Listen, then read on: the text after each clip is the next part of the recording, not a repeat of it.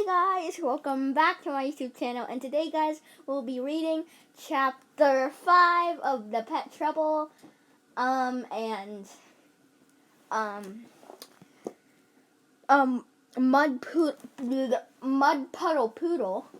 And guys, as you see in chapter 4, Rosie got jealous, cause, Buttons, like, it is likes I forgot his name, but yeah, Oliver or yeah, I think it's Oliver or someone. No, Oliver's the one that's going into college, but yeah, guys, I forgot. But anyways, let's get started into chapter 5. Chapter 5. By the time I hit my toe on the wall and I pressed down. Ow. Okay, chapter 5. By the time Dad turned off the hose, I was dripping wet. Well, Buttons was dripping wet. It's all muddy. She looked absolutely thrilled. When Dad dropped the hose, Buttons bounced over and tried to attack the end. She went and pounced on it and tried to sink her little teeth into the rubber. Then she jumped back, circled it, and tried to attack it from the other side. Stop laughing at her, I snapped at the boys.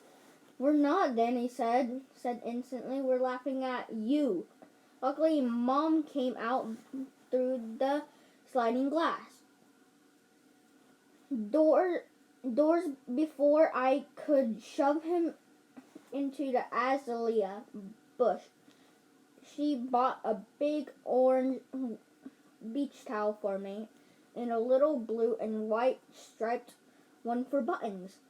We had to chase Buttons around for a while, but finally we caught her, wrapped her up, and carried her inside to the downstairs guest bathroom, and looked seriously confused.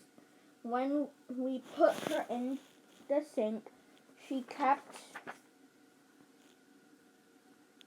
crawling to the edge and peeking over like she thought perhaps she could fly down to the ground. I stayed right next to her to make sure she didn't try it. Mom brought me the puppy shampoo we bought that morning. Then when we got supplies for the new dog, I couldn't wait to put the new sparkly pink collar on Buttons, but I had to get her clean first. Mom and I poured water on her, making sure not that from the dogs had growing up. Rivers of muddy water ran from Buttons and down the sink. When she was soaking wet, she looked even tinier. Her fur was plastered to her little body. She didn't like it very much either. She kept wriggling and yipping and trying to make a nosedive out of the sink. I was glad Mom was there to help me keep her still. You are a munchkin, aka you are a muffin, I think. No, like, you know those donut hole things, guys? They're so good. Mom said to Buttons in this cute baby talk voice. Yes, you are. You're a munchkin. The puppy's wet tail scooted back and forth and splattered me in the face. She beamed out with her mouth wide open. I couldn't decide what I had thought of Buttons. She wasn't the princess I had pictured, and this was already a lot more cleaning than I wanted to add to my life. But she was still pretty cute, and I liked it when she licked my fingers and wagged our tail. Mom wrapped Buttons in her towel and waited while I changed into the dry clothes she brought me. Then we put the wet clothes straight into the washing machine and took Buttons out into the living room. Oliver was sitting on the couch, watching TV. He turned it off when he came in. Where's Muriel? My mom asked, surprised. I thought you were spending the whole afternoon with her. Yeah, Oliver said, rubbing his hand through his hair and looking mopey. She had to go home. She didn't say why. Oh, Mom said, that's too bad. Well, That's okay, I said. Now you can meet Buttons. Buttons, this is Oliver. I have to admit, I was kind of hoping Oliver would like Buttons. I figured she'd have the best chance with him, since he's not quite as annoying all my brothers sometimes. Sometimes he even lets me play on his computer while he's doing homework. As long as I'm quiet, I set the towel wrapped puppy down on the couch next to him. Wow, that is small, Oliver said. But before he'd even finished the sentence, Button was burrowing her way out of the towel. She pushed it away from her with all her paws and started rolling madly out on the couch. Her fur was fluffing and spiking out in all directions. Her paws flailed in the air. She spun in circles, one way and then the other, and then tried to bury her nose in the dark blue cushion. Suddenly, she spotted Oliver and threw herself at his hands and flipped it over so it was palm up and rubbed her belly as she sprawled across it. She stretched her hands in both directions and then flopped over sideways, so she was pinning his hand down. Oliver said non-committedly, but he didn't take his hand away. I sat on the couch on the other side of Buttons and scratched her tummy and her ears. Her tail switched happily across the blue fabric, and guess what? Not a single hair was left behind. Oh, there were a couple of wet patches there, she rolled vigorously, but at least there was just water. What's Lady McSnooter Fluff doing now? Danny asked. Oh, it was Danny, I forgot. Coming into the room. Buttons, I said. I agreed we could call her Buttons. All right, Danny said. He hovered beside the arm of the couch, watching Buttons like he wanted to pet her too, but didn't want to admit it. Finally, he made a weird face and said, Mom, can I go hang out with Parker and Merlin? Sure, dear, Mom said. Be home for dinner, or call me if you won't be. Almost as soon as Danny had clattered out of the back door, Carlos appeared in his spot. He also kept staring at Buttons. How did your studying go? I asked sweetly. Oh, fine, he said. Can she do anything yet? Let's give her a day to settle in, Mom said. We can't start training her tomorrow. Carlos shifted his feet. His hands twitched like he wanted to pet her, but he eventually shoved them in his pockets and wandered back upstairs. Buttons was fast asleep by the time Miguel came in. All the excitement of meeting us and throwing up in the car, and digging and getting wet and then getting bathed and apparently worn her out. One little ear was flopped back cutely, so you could see the pink underside. Her front paws were crossed, and she'd just fallen over that way. And she was making this tiny sneeze, sleeping sound with her nose. This was more like that I had imagined from my dog. Peace and smuggling. Peace and snuggling.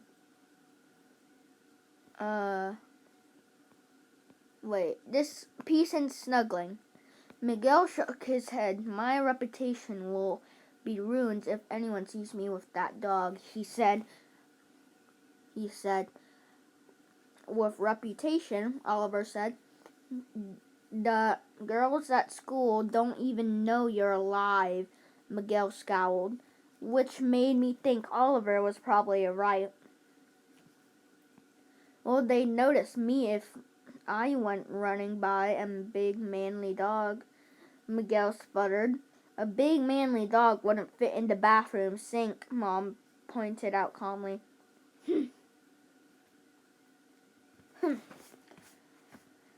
Miguel said and stalked out of the room. Belinda said that Buttons had been pretty good about housebreaking so far, Mom said to me, but we have to keep it up by letting her go outside every couple of hours, so keep that in mind when she wakes up.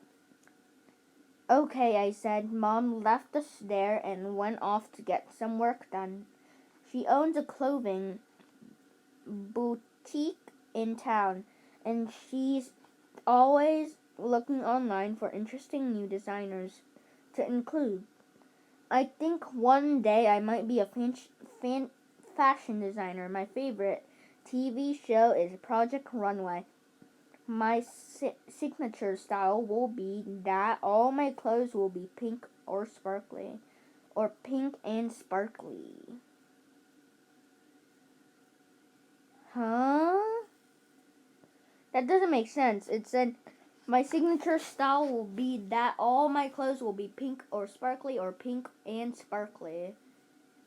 Oh, I understand it now.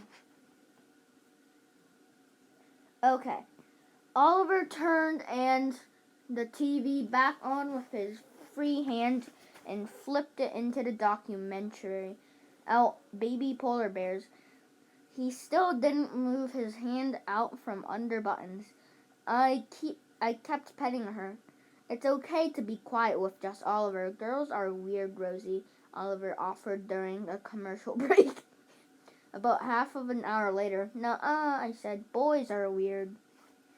Boys are weird. There's this boy a grade below me, Isaac, who is constantly bothering me and stealing my ribbons and making me chase him, and it's so annoying. Why would he do that? Right. Why would he do that? Right. Only explanation weird. He probably likes you, Oliver said, staring at the TV. Ew, gross, I said, horrified. He's 9, and he always has chocolate all over his face. Ew.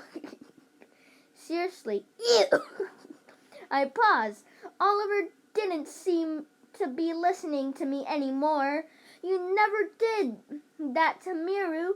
I tried that got his attention. Well, I'm not in 4th grade. He let out his long-suffering sigh. And whatever. I am doing this long-suffering sigh. And whatever I am doing isn't working. She doesn't like me anymore. Did she say what? I asked. No, he said. I can't just tell. He let his head fall back on the cushions and stared gloomily at the ceiling, up at the ceiling. Well, do something about it, I said. Don't let her go. She's probably the coolest girl you've ever agreed to date you. Oliver sighed again. I know, said Buttons. I looked down at her. She had her head raised a little bit and was watching the TV screen. 2 polar bear cubs were rolling around in the snow. Ruff, Buttons said again. It was like she wanted to bark, but she wasn't sure she really wanted the bear cubs to turn around and notice her. So she settled for a kind of curious half bark. Ruff! She's watching the TV, I said, impressed. Isn't she clever? I watched a lot of TV and I'm not very clever, Oliver said. But he kind of smiled at Buttons.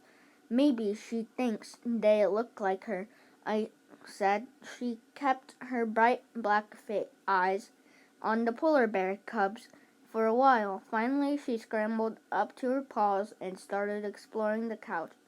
Oliver flexed his hand, shook it, and then patted her back as she stuck her nose between the cushions, and her tail went flap, flap, flap.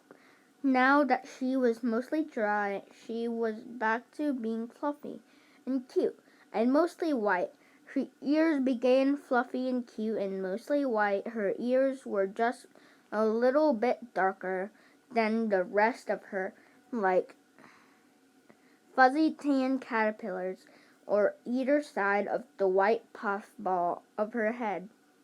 Her chest was mostly white, while the rest of her was like honey and milk mixed together, like white with a hint of gold in it. If she could stay that color instead of getting all muddy again, I'd be perfectly happy. Stay there, Buttons, I said, getting up and going over to the bag of stuff we bought at a pet store. There was a little thump behind me, and I turned around to see that she'd launched herself off the couch. She sat on the carpet blinking and looking dazed for a second, then remembered that she was doing and galloped over me. She kind of threw herself over my arm and nearly did a head plant into the shopping bag. Into the shopping bag. Into the shopping bag. Where am I? Into the shopping bag. Wait, where am I? I lost my place. Into the shopping. Wait, no, I lost my place. Galloped over to me. She kind of threw herself. Oh, I found it. A shopping bag. I held her back with one hand while I fished her collar out. Look how cute, I said to her, pink and sparkly. She sniffed it dubiously, then grabbed it in her teeth and shook it as hard as she could. Shush, I said, prying open her jaws and getting it back. It'll be gorgeous on you. Just wait. I'd really wanted to get some of the little pink jackets and shoes and things I saw in the pet store, but Mom said we should wait and see how big Buttons was first. She said it in that way she does when she's hoping I'll get distracted and forget, but it didn't work when I wanted to be a Princess Jasmine from Aladdin for Halloween. And it wasn't going to work now. I was going to get Buttons into a cute outfit no matter what Mom did or how much the boys whined about it. Or how now I would settle for the pink color if I could get it on her. Buttons pounced on it and wrestled with it and rolled out on it and tried to eat it. Oh no. And basically did everything except sit still to let me put it on her. But finally I got it latched around her neck. She kept turning in circles trying to look at it. You look adorable, I said proudly. I'll show you.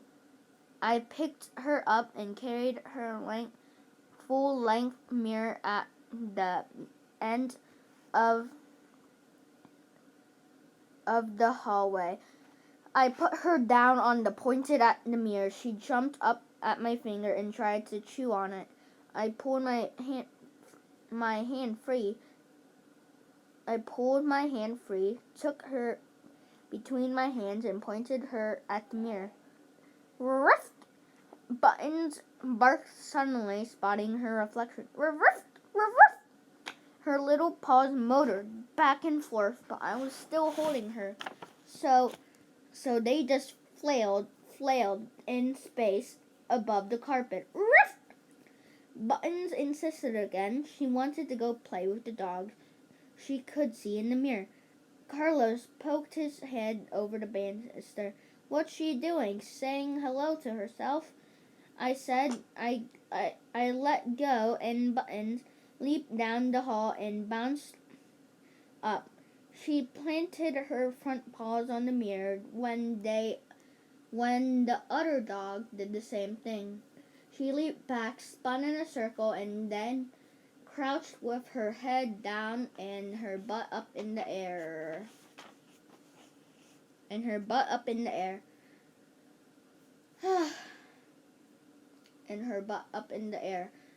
my gosh, why did I say that word? That's a play bow, Carlos said in that superior, I know everything way that he has. It's me and she wants to play. Well, duh, I said, but instead that way for a minute. Her tail swayed back and forth, and she made this tiny little swayed back and forth. She made this tiny little growl deep in her throat, but the other dog didn't move either. Finally, Buttons pounced at the mirror and jumped back again. Then she trotted up and sniffed the glass, jerking away whatever she thought her reflection was getting too close. In the end, she tried to poke her nose behind the mirror to find the dog, but of course, there wasn't anything back there. It's okay, Buttons, I said. You can play with me instead. Losing interest in the boring mirror, dog Buttons trotted back down the hall, sniffing the carpet intently. Soon she found herself as a sliding glass doors to the backyard. Her ears perked up. A couple of sparrows were hopping around on the lawn, but sat down and stared at them. Do you want to go chase them, I asked. She looked up at me with her tongue hanging out. Her front paws were the cutest. Were planted between her back paws. She was really the cutest paw of fluff. Once she was clean, I leaned over and opened the door. Button scrambled out onto the lawn and galloped around the sparrows. I was about to follow her outside when the phone rang. Rosie, Dad called. It's for you. Our yard had a fence all the way around it, so I knew Buttons would be okay outside for a minute. She was sniffing the lawn intently where the sparrows had been. I ran to get to the portable phone. Hello, I said. Hey, Rosie, it was my friend Peepa. She's kind of the opposite of me in a lot of ways. She's really pale and really quiet. She has perfectly straight hair down to her waist. Oh man, that's long. To her waist. There's such a pale blonde. It's almost white, but I wish I could be quiet and sweet like her sometimes. But hello, she doesn't have any siblings, so she has an advantage. It's much easier to be quiet and good when you don't have any big hooligans dropping spaghetti in your hair or cutting butt flaps in your Barbie dresses. True story. Hi, Peepa, I said. Guess what? I didn't wait for her to guess. It takes eons for people to guess whenever I say that because she thinks for a really long time. Although she probably come up with the right answer in the end. We got a dog. I squealed. You did? Peepa said. That's so amazing. What kind? A poodle puppy.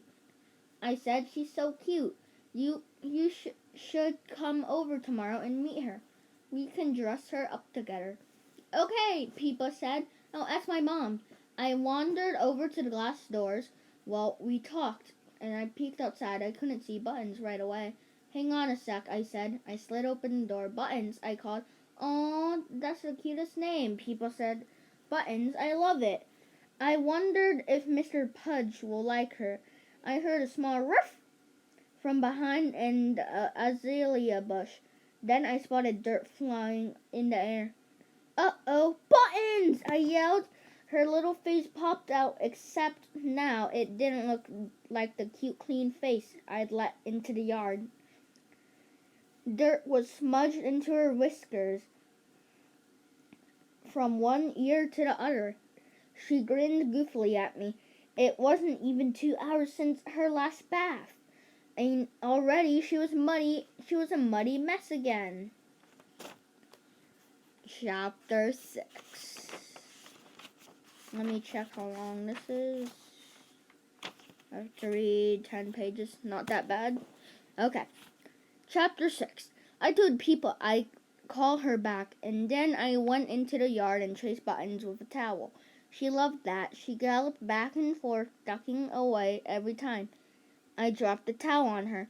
Then she grabbed one end of the towel in her tiny teeth and went, "Rrr, rrr," trying to shake it back and forth. Finally, I got her wrapped up, but she managed to poke her face out and licked my ears as I carried her inside, which left a trail of dirt down my side of my neck.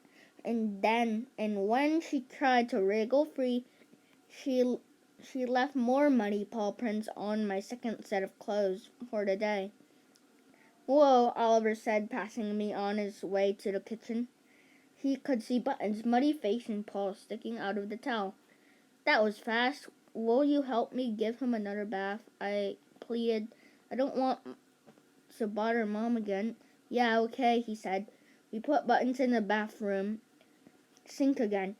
She tried to bite the water coming out of the faucet, and then got very confused when it went up her nose. She sneezed, sniffed, and then shook her head vigorously. Her ears went flippity flap, and then shook her head. No, flippity flap, and spattered water everywhere. I couldn't believe we'd only had this dog for 3 hours. It felt like I'd spent almost the whole time cleaning up after her. "And you'd got your pretty collar and all dirty," I cried. Buttons, very bad." She licked my fingers and gave me this big-eyed sorry face. "She's just being a puppy," Oliver said. "I think that's normal." I took a deep breath. Still better than a Rottweiler, I said. It was important to keep reminding myself. Imagine trying to get a dog a bath every 2 hours. Oliver actually cracked a smile. Normally he does that when Miru is around. Finally, we wrapped her in yet another towel. It was a good thing that we had so many old ones in a house with this many dirty boys, and I carried her up to my room. Oliver bought the pet store bag up and left it with me. As I mentioned before, my room is the cleanest one in the house. There's a big sign on the door, which I made myself using a pink poster board and in glitter. It says, "No boys allowed, especially dirty ones." It's small letters at the bottom, which I had to add later, and especially Danny. "Danny, this means you." That's because Danny pesters me more than any of the others. He's always trying to come in and mess up my toys. As you can probably guess, he was responsible for the whole Barbie butt flab catastrophe. I'm always like, "If you want to play with me, just say so." But then he's like, "No way, blah. Girls are stupid." Which is like so mature, whatever. I bet he wishes he could have Barbies and My Little Ponies. I think part of why he's such a huge pain is because he has to share a room with Carlos, while I get my own room because I'm the only girl. Next year, Carlos will move into Oliver's room. So maybe then Danny will get a life and stop bothering me. A couple years ago, Mom helped me decorate my whole room to be exactly the way I wanted. The carpet is a pale pink color. like the inside of seashells. The wallpaper is white with tiny pink rosebuds on it, and the curtains are laced with pink ribbons tying them back. I have two small heart-shaped shag rugs on the floor that are bright pink, which matches my hot pink rolling desk chair. On one wall, there's a bookshelf. There are all my dolls and stuffed animals and perfectly placed. And on another wall is the bookshelf with all my books arranged alphabetically by author. Uh, the the nice thing about my books is that a lot of them were bought new for me because the boys never wanted to read Eloise or Madeline. Madeline is a French story, guys. It's actually it's like short for little kids, and sometimes it's pretty fun to read for little kids. So yeah. And Fancy Nancy. Okay, I don't read that because it sounds girly, too much pink. A Little Princess or Pippi Longstocking or Ally Finkel. And my mom was really excited to get them all for me, so I didn't have to inherit all the books my brothers destroyed growing up. I swear, I think they used them for tennis rackets instead of reading them. I have a couple of poodle pictures that I printed out from the internet, pinned to the bulletin board above my desk, next to my Hello Kitty. Oh, Hello Kitty! Okay, I just remember that thing. My cousin Jenna used to read that. Hello Kitty calendar and some of my fashion drawings. I don't have a computer of my own yet, but I'm hoping Mom and Dad will let me have Oliver's when he goes to college next year, because then he'll probably need a new one. My bed has a white headboard and footboard, which I have covered in sparkly pink stickers. I made my bed every morning because it looks neater that way. I like smoothing out the wrinkles in my pretty way. I like smoothing out the wrinkles in my pretty pink polka dot bedspread, and then putting my fluffy pink throw pillows on top with my 3 favorite stuffed animals. I sat Buttons down on the carpet and closed the door behind me. She tumbled out of the towel and started rolling and wriggling across the carpet, trying to get dry. I opened the pet store bag and pulled out the dog bed we bought for her. I knew I wanted this one as soon as I saw it. Of course, it was pink, but around the outside of it was tiny little dark pink dog bones printed on the side. A ring of soft, fluffy white fur went around the top. Look, Buttons, I said, putting it down to my bed. This is for you. Buttons ignored me. She just spotted one of my pink shag rugs with a tiny ruff. She pounced on it with her little claws and dig. She grabbed onto the tuft of the pink fur with her teeth and tried to shake it. To her surprise, the tuft came right off the rug.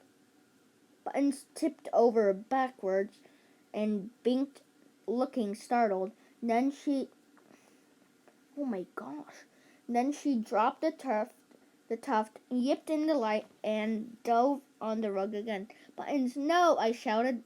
She was going to destroy my rug. I scooped her up and pried open another tuft of pink fur out of her jaws. Then I dumped her onto her bed while I picked up the 2 shag rugs, folded them, and hid them in the back of my closet. Yip! Buttons announced cheerfully, pounced on one of my pillows. Grr, yip! Quit that, I said, picking her up again. She agreeably went on floppy and started chewing on my thumb and staring into space like she was daydreaming. I carefully put her into her new little bed and sat down on the floor next to her. She was so tiny it made the dog bed look huge. You could fit in 10 little button-sized dogs in there. Button stood up and walked around the edge of the bed, sniffing in all the corners. She poked her nose over the top and blinked at me. She looked like she was thinking, that the heck is this for? Isn't that sweet? I said. Don't you love it? It matches your collar, Buttons. Well, it did before you got your collar all dirty, and you bad puppy, snarfed. Button sneezed again. Sorry, guys. Jana just said meow meow. Again. Maybe some of you got your collar all dirty, you bad puppy, snarfed. Button sneezed again. Maybe some of the white fur had tickled her nose. She sat down, sniffed at her tail for a moment, and then bounced back onto her paws with a determined look. She headed straight for the edge of the dog bed and tumbled off onto the carpet. Pleased with herself, she jumped up and marched away across the floor, nose down like she was exploring. I watched her sniff every inch of my room. Finally, she stopped by the door and flopped down on her tummy, and her paws stretched out in the front of and behind her. She closed her eyes and sighed in a contented way. She looked like she was smiling and falling asleep. Oh, Buttons, I said exasperately. You're supposed to sleep in your bed. But I didn't want to wake her up again, so instead I finished my homework and read the new Ali Finkel book until dinner time. But Buttons woke up when my mom called me for dinner. She sat up quickly like she couldn't remember where she was. The fur on one side of her face was all smushed up and funny looking from lying on it for so long. She blinked and shook her fur out and gazed up at me. Then her mouth opened and her tongue lolled out, and she looked like she was beaming, almost as if she'd recognized me, and it made her happy. Time to go outside again, I said, and this time I'm coming with you. I carried Buttons down the stairs because I thought she was probably still too small to manage them by herself. Dad saw me coming and ruffled the fur on Buttons' head, and we went by. He grinned. She's a cute one, all right, he said. She's been good up there. She's been sleeping mostly. I said, oh, that makes sense, he said. I think puppies sleep a lot, especially when they've had an exciting day like this one, plus 2 baths. I said, even I don't take 2 baths a day. Dad chuckled. I must say, this is the first time I've seen you in a dirty shirt, at least since you were a toddler. I think I realized I'd forgotten to change again. After Button's last bath, what was happening to me? I always changed immediately if I got anything on my clothes. I even took an extra shirt to school in my backpack just in case of a lunch disaster, like, say, a food fight started by a crazy dog. Well, I said, I guess she might get me dirty again, but I was determined not to let that happen. I carried Buttons right out the sliding door, into the yard, and set her down on the lawn. Here, I said, pointing into the grass, keep your paws clean, no digging. Buttons tilted her head at me and looked like she was waiting for me to do something. Go on, I said. The glass door slid open and closed behind me. I turned and saw that it was Oliver, keeping an eye on her. He said, "That's that Halazia bush," I said. "Keep just as I said." Just as I said, the button made a break for it. I jumped in between her and the bush and skidded to a stop, blinking up at me with a baffled expression. "Oh, no, you don't," said. "Be good, Buttons." She tilted her head the other way, as if she was thinking, "What do you mean? I am good." This seemed thinking, "What do you mean? I am good." This seemed to give her a lot to think about for a minute or two. Finally, she sauntered off across the grass, sniffing and pawing at the ground and doing her business. "There," I said, satisfied. "Problem solved." "Mm-hmm," said my brother. We watched her nose closer and closer to the flower beds on the other side of the lawn. I was ready to run across and grab her if there was any sign of digging. Slowly, she sniffed at one clump of grass, then the next. Now she was standing right next to the violets and beyond us. Mulch is like the mix of dirt and wood chips. As far as I can tell, wood buttons want to dig in it.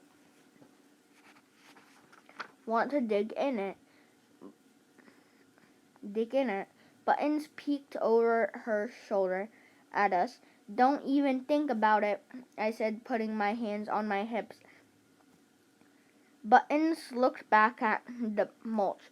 I took a step toward her, and Buttons snuck a glance between her legs to see her if I was coming. Then she flung herself down on the mulch and began rolling.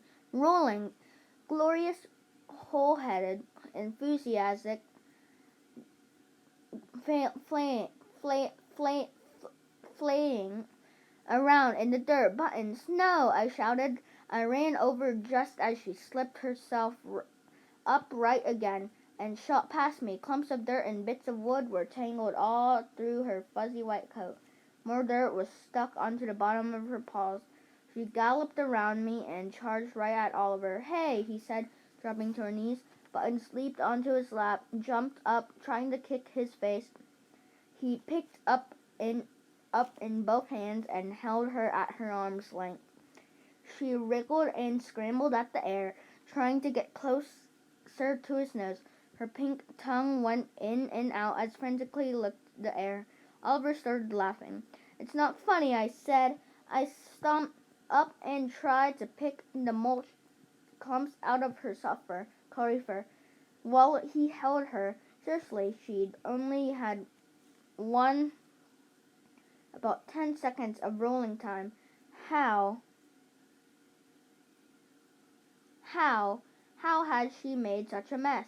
And more importantly, why did she want to? Why couldn't my doll be more like me? What was wrong with her?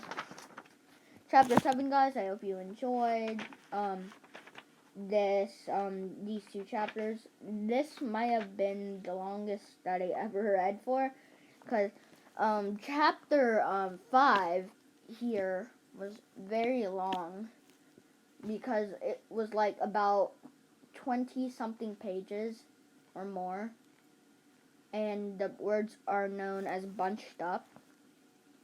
And anyways, guys, I hope you enjoyed this 2 chapters in this book by T.T. Sutherland, Pet Trouble, Mud Puddle Poodle. And guys, I hope you enjoy. Bye. Oh no. Bye. See you next time. Bye, guys. See you next time. And always, guys, don't forget to subscribe, like, and comment all down below. And tune in for next time. Peace out. Bye. See you next time.